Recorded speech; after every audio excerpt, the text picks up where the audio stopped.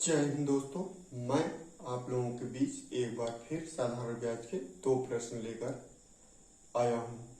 तो मैं आप लोगों को साधारण ब्याज निकालने का और मूलधन निकालने का अलग अलग से 2 प्रश्न लाया हूं।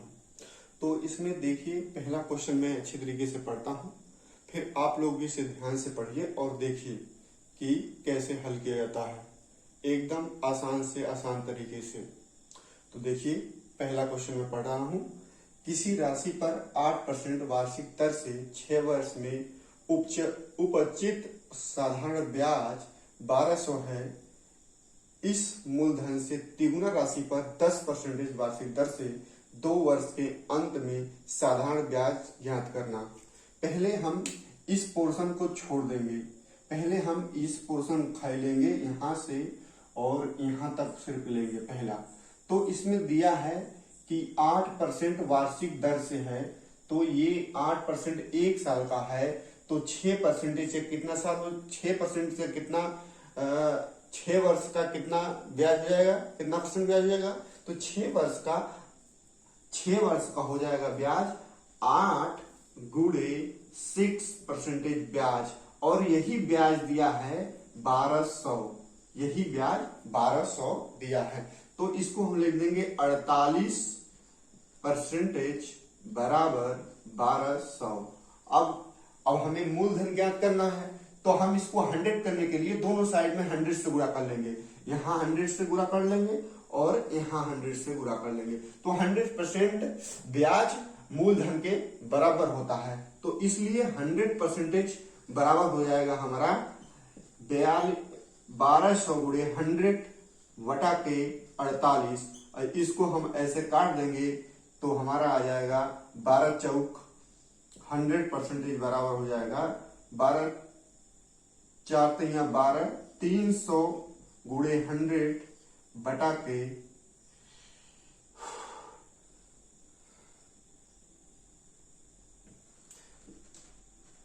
यहां काटेंगे तो 12 चौक 48, यहाँ 100 बटा के 4 हो जाएगा। तो 4 से काट देंगे तो ये हो जाएगा हमारा 2500, मतलब इसका 100% 2500 रुपया आ गया। अब दूसरा वाक्य कर रहा है इस मूलधन से तिगुना राशि।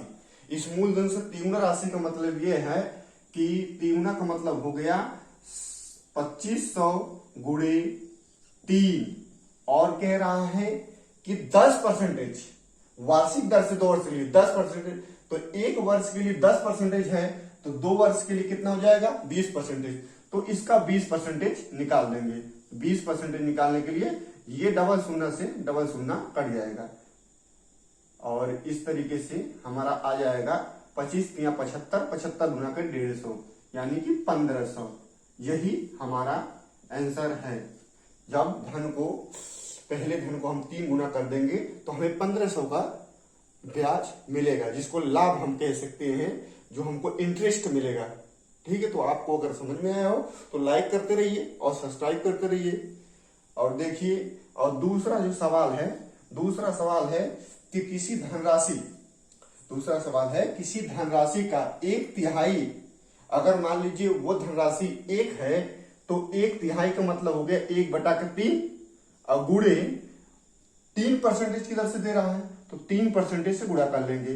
फिर प्लस 1/6 भाग, मतलब इसका 1/6 भाग, मतलब 1/6 भाग, मतलब 1/6 भाग गुणे इसका वार्षिक दर दिया है 6%। फिर प्लस दिया है, अब कह रहा है शेष राशि, तो 1/3 प्लस 1/6 बराबर हो जाता है 1/2। यहां 1/2 हो जाएगा। समझ में आ रहा है 1/2 कैसे होगा? तो यहाँ 2 से गुणा कर लेंगे, यहाँ 2 से गुणा 6 हो जाएगा, 6 2 1 3 हो जाएगा, 3/6 होगा तो 1/2 हो जाएगा। अब यहाँ शेष बचेगा कितना, 1 में से 1/2 जाएगा तो 1/2 ही बचेगा, क्योंकि हम पहले 1 ही मान लिए हैं।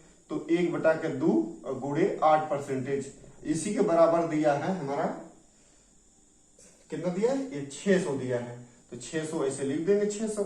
अब इससे काट देंगे, इसको इससे काट देंगे, तो यहाँ बचेगा 1, और यहाँ बचेगा फिर 1, यहाँ बचेगा 4, इसके हो जाएगा परसेंटेज बराबर 600, मतलब 6% बराबर 600। तो 100% बराबर हो जाएगा 100% बराबर हो जाएगा 600 बटा के 100 गुणे 100 बटा के 6 भाग दे देंगे तो ये हो जाएगा 10,000। यही हमारा आंसर हो जाएगा, मतलब मूलधन यही 100% ब्याज के बराबर होगा। तो यही हमारा आंसर है। दोस्तों आपको अच्छा लगा हो तो लाइक करिए, सब्सक्राइब करिए और चैनल को शेयर करिए।